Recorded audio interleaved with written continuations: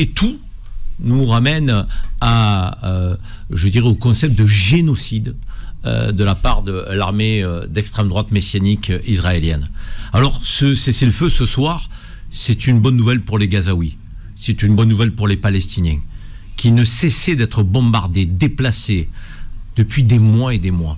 Nous ne souhaitons pas que la politique de colonisation, d'expropriation, de déplacement, de déportation des Palestiniens soit poursuivie. C'est un scandale. Le droit international est bafoué. Je suis certain, et je pense que si on se reparle dans quelques années, moins d'une dizaine d'années, je suis certain que ce qui s'est passé depuis 15 mois est une défaite morale pour Israël, est une défaite politique. Le soutien à Israël s'est effondré dans le monde occidental, s'est effondré y compris aux États-Unis, s'est effondré en particulier dans les jeunes générations, et ça va finir par avoir des effets. Les amis, le cessez-le-feu à Gaza entre Israël et le Hamas est entré en vigueur ce dimanche 19 janvier 2025. Un moment de répit pour les populations gazaouis qui croupissaient sous les bombardements incessants depuis près de 15 mois. Les habitants de Gaza, malgré toute l'horreur qu'ils ont subie durant ces mois, ont laissé exploser leur joie dès l'annonce de la nouvelle selon laquelle un accord de cessez-le-feu avait été trouvé entre Israël et le Hamas.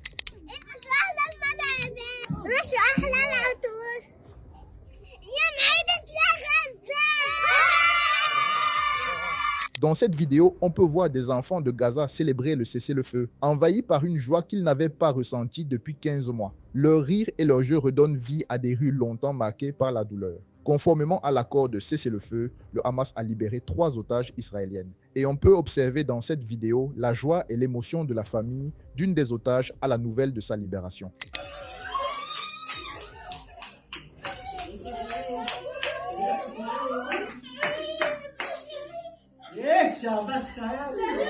Maintenant, plusieurs craintes subsistent quant à la solidité de cet accord. Tout le monde se souvient du cas du Liban où, après la signature d'un accord de cessez-le-feu, Netanyahou a continué les bombardements sur le territoire libanais. En 2024, après une trêve conclue avec le Hezbollah, des frappes israéliennes avaient été menées sous prétexte de violation de l'accord par le groupe libanais. Ce précédent nourrit aujourd'hui des inquiétudes similaires concernant le cessez-le-feu avec le Hamas. D'ailleurs, Netanyahou a déclaré qu'Israël se réservait le droit de reprendre les hostilités de manière unilatérale s'il le juge nécessaire. Le premier ministre israélien Benjamin Netanyahou a déclaré que son pays se réservait le droit de reprendre le combat si nécessaire à Gaza. Il a fait ce commentaire la veille du début du cessez-le-feu entre Israël et le Hamas.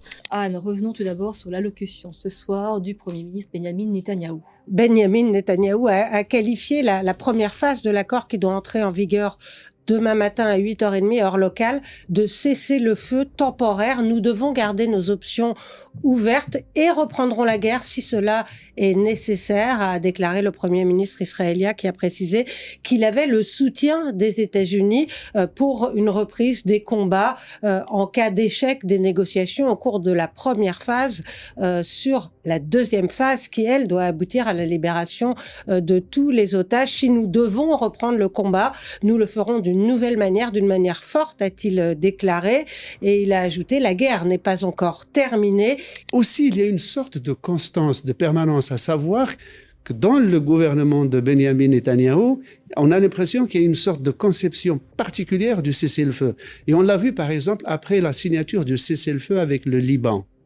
Donc, Israël parafle le cessez-le-feu, mais se réserve le droit d'intervenir et de bombarder des sites au Liban si Israël décide ou se résout à penser que ce sont des sites militaires qui pourraient être une menace pour Israël. Mais ça, très concrètement, Slimane, ça veut dire que la situation peut encore basculer à tout moment et que finalement les échanges d'otages et de prisonniers, otages israéliens et prisonniers palestiniens peuvent encore être interrompus. On n'est pas sûr d'arriver au bout de ce processus. Et la preuve en est, c'est que pourquoi est-ce qu'on a décidé qu'on libérerait les otages sur 6 semaines? C'est que il faut dire que d'abord, Israéliens et Palestiniens du Hamas ne négocient pas en direct, en se regardant dans les yeux, en étant assis autour de la même table. 2, il n'y a aucune confiance. C'est-à-dire les uns et les autres ne se font absolument pas confiance. Et le seul lieu où ils se rencontrent en général, malheureusement, c'est le champ de bataille. C'est pour ça que, étant en position de faiblesse, le Hamas a demandé et obtenu que les libérations se feront au compte-gouttes afin de voir si pendant que les semaines passent, l'armée israélienne, par exemple, se retire des zones peuplées de Gaza jusqu'à quitter totalement le territoire. C'est que les deux protagonistes ne se font pas confiance. Aujourd'hui, la seule garantie que nous avons que ce processus va continuer, c'est la garantie américaine. Des Gazaouis ont été tués par des bombardements israéliens à peine quelques instants après avoir célébré l'annonce du cessez-le-feu. Alors que cet accord prévoyait comme première étape un arrêt total des hostilités sur la bande de Gaza. On peut le constater ici à Sderot, on se trouve à quelques encablures de Gaza. La bande de Gaza se trouve à quelques kilomètres de moi. Je ne sais pas si vous pouvez le voir sur mes images derrière moi. Il s'agit d'un bombardement israélien qui a eu lieu il y a quelques minutes. Et depuis l'annonce de ce report de ce cessez-le-feu qui devait entrer en vigueur à 8h30, et bien depuis 8h30 heure locale, 7h30 heure de Paris, on a pu entendre au moins 2 bombardements israéliens, preuve en effet que ce cessez-le-feu est retardé. Alors sera-t-il retardé de quelques heures, de plusieurs jours? Nul ne le sait. Comme l'a relevé Thomas Guénolé dans l'émission Touche pas à mon poste, l'accord de cessez-le-feu que Benjamin Netanyahou a accepté ce janvier 2025 reprend en grande partie une proposition formulée par le président américain Joe Biden en mai 2024. Cet accord, que Netanyahou avait refusé de signer à l'époque, a prolongé le calvaire des otages de 8 mois et entraîné des dizaines de milliers de morts palestiniens qui auraient pu être évités. Le calvaire des otages israéliens, il a duré 8 mois de plus, spécifiquement à cause de Netanyahou.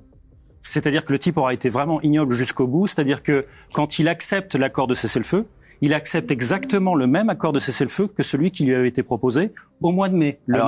Ça veut dire que dans l'intervalle, c'est le même que le plan Biden.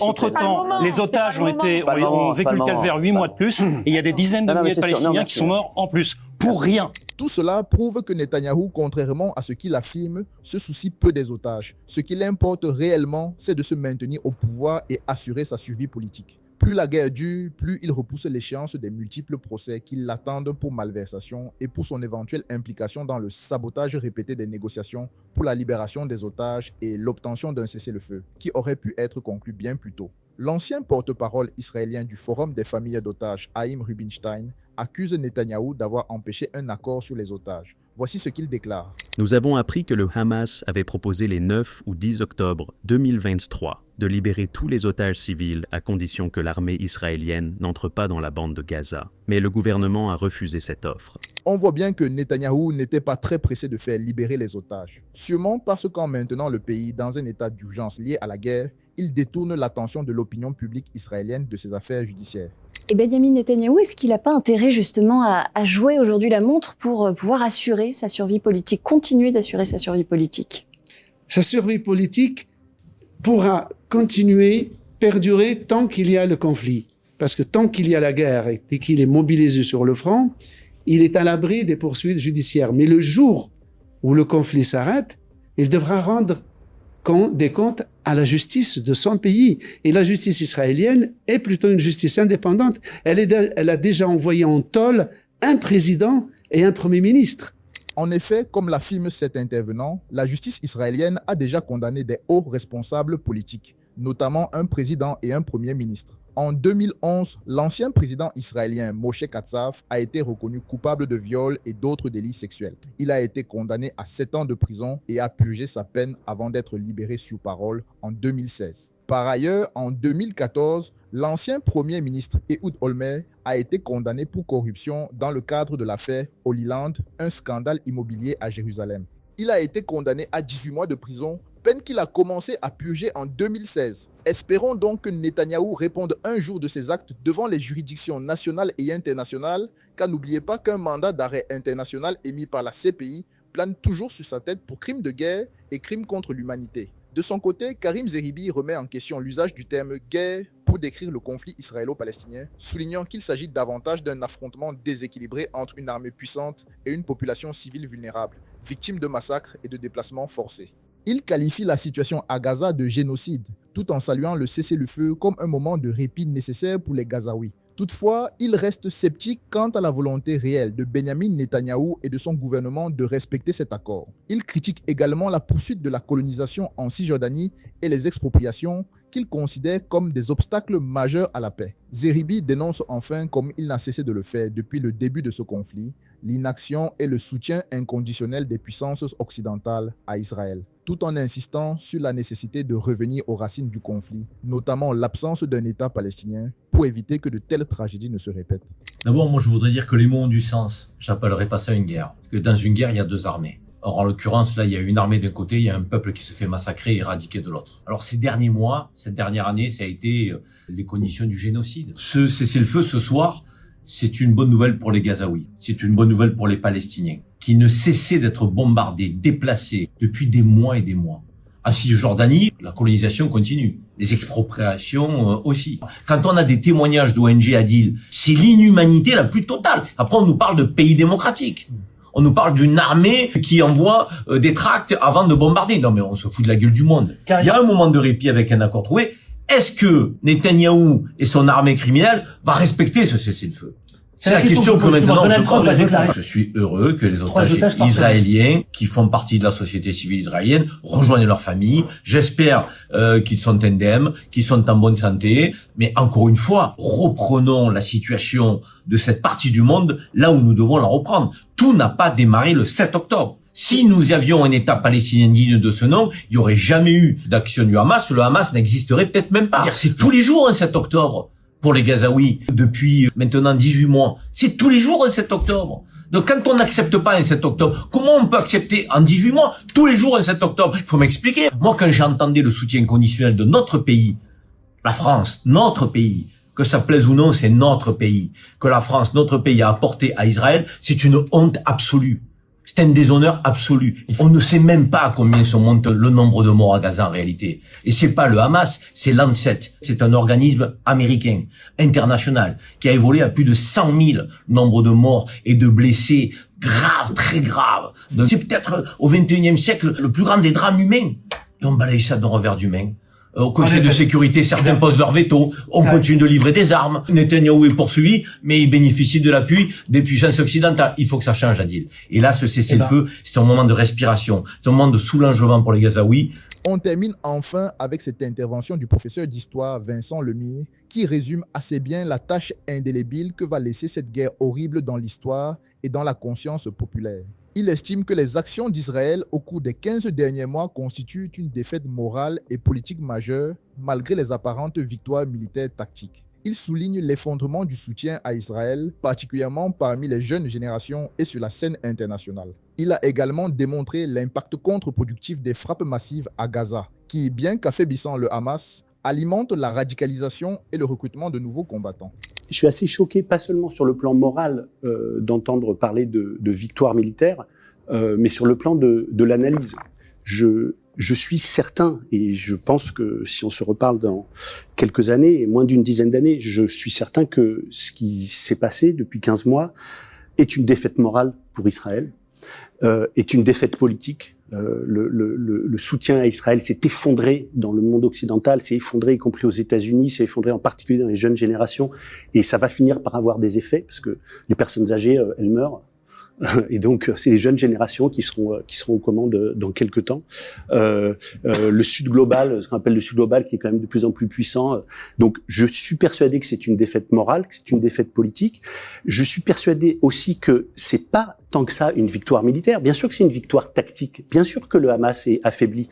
Mais moi, je pense pas que c'est 17 000 combattants du Hamas qui sont recrutés. Je pense que c'est des dizaines de milliers de combattants du Hamas qui sont recrutés.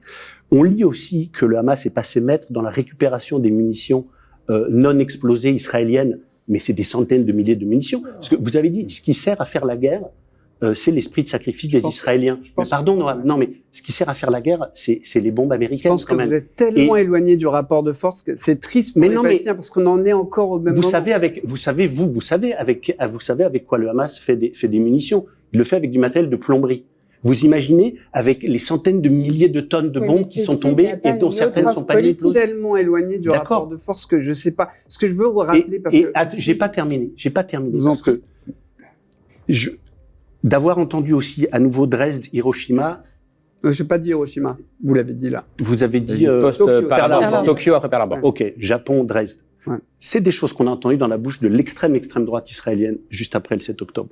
Ah mais j'ai Oui, justement dit que ce n'était pas le cas. Ouais, mais pour le coup, 65 000 morts, parce que le dernier article du Lancet dit au moins 65 000 morts.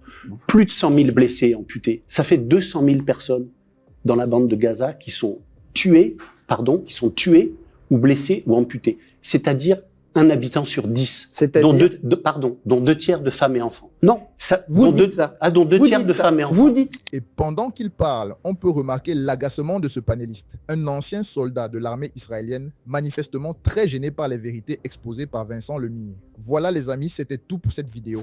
Que pensez-vous de ces propos? Dites-le moi dans les commentaires, je suis curieux de savoir quel est votre avis. N'oubliez bien sûr pas de liker cette vidéo et de vous abonner pour ne manquer aucune de mes prochaines publications. On se donne rendez-vous à la prochaine vidéo. D'ici là, portez-vous bien. Bye.